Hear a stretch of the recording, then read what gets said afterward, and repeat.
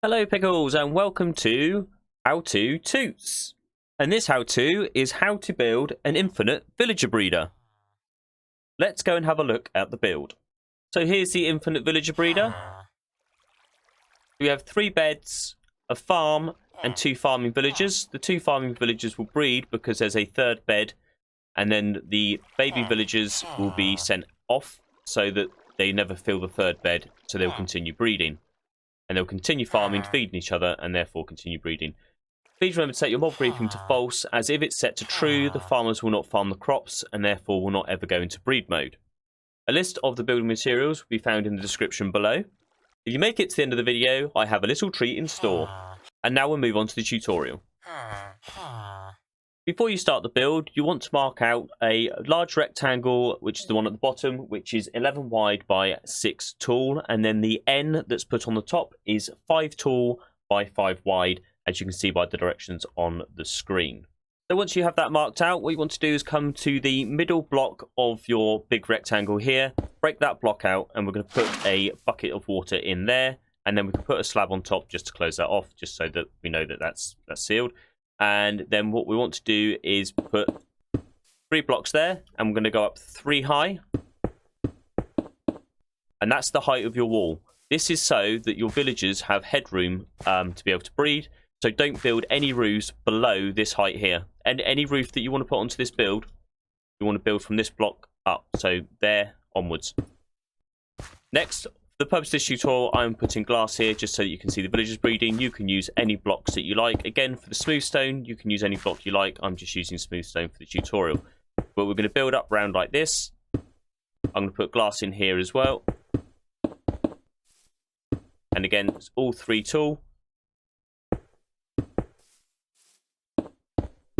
3 tall there. And then what we're going to do here is we're going to put a composter on this side and a composter on this side. And this is so that your villagers in here become farmers.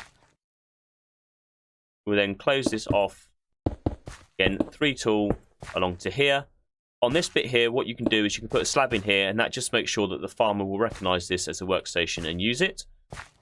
And then again, on this side, we're going to do glass, and again you can use anything you like. If you can't find glass in your world and you want to use it, and to start with you can't find any sand, you can always use fences to block this off, just to stop villagers coming in and out, or recognizing that there's a pathway to come out of here, because you want them to feel that this is the only place they can go is either in here or in this room here.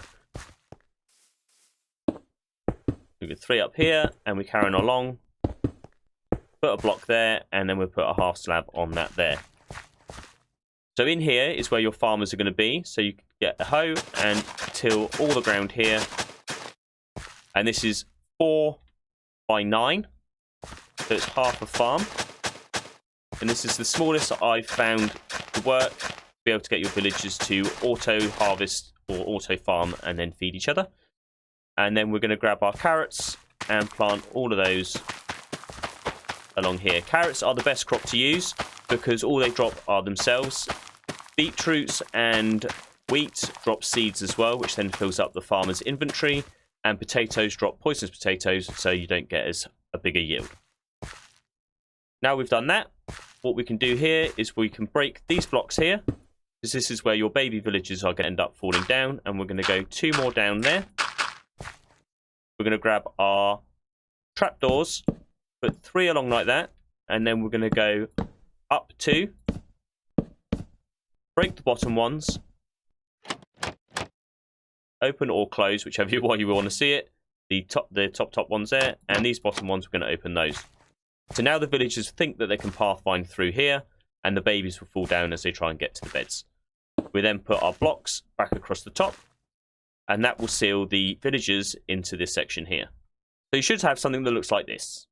Now for the bed section, which is that 5 by 5 end section on top of the rectangle. We come down here. You can use any block to fill this in. I'm going to put it in with stone here. Shouldn't have done that. But you can leave it as soil. You can do as long as it's a full block, that's fine. We're going to put our beds on the 3 blocks in the middle. And again, the villagers are going to need headroom to be able to class this as a place to sleep. So you want to build these 3 high again, all the way around. By building it all the way around, you'll seal the room off, and no other villagers are outside of this farm will be able to pathfind to the beds. Which means you can build this farm inside a village and it will still breed. So now you have something that looks like this. We're going to put our villagers in. One there, and they should go to the composters and turn to farmers, just like that. And now all we've got left to do is do our water stream to filter out the babies once they've fallen into this hole. So we're going to come down here, we're going to break that block there, and we're going to come along 1, 2, 3, 4, 5, 6, 7, 8. Put the water in, and then that will funnel them out to here. I'll do one more, and for the purpose of this tutorial, we are going to flush our babies into the void. What you can do is filter them up with a watervator into another storage area, and do with them as you please. And now you just need to wait for the crops to grow and the villagers to breed. So now our carrots are grown, the farmers are harvesting them, and eventually once they have enough crops in their inventory, they will start to breed. So we'll just wait to see that happens. As you can see, they've started sharing food, which means they've started the breeding session. Normally this happens around noon each day. And hopefully, in a second, we'll have a baby. As you can hear there, and you can see just on the right-hand side of the farming villager there, there is a baby there. And soon that baby should try and run to the bed to jump onto the bed. So I'm going to fly up here. You'll see that he'll try and run to the beds at the top, and he'll fall down the gap and then hit the water stream, and he'll end up in the void. For you, hopefully, you set up a chamber for your villagers to go to, and your baby will fall into that and then grow into an adult. And there you go. And off into the void for us he goes. Bye.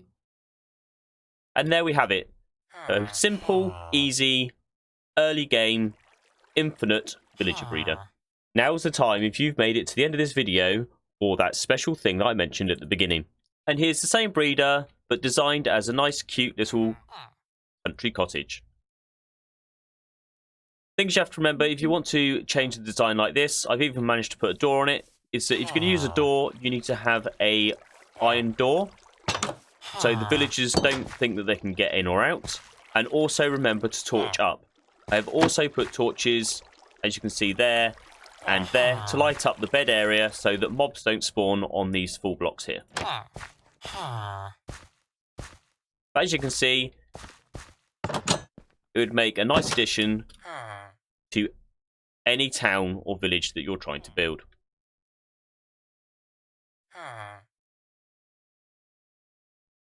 Thank you for watching, and I hope you enjoyed that tutorial. If you have any issues, you can always join my Discord, and the link to that will be in the description below. You can always find me on Twitter @BobberPickle and Instagram @BobberPickle. Anyway, ciao for now.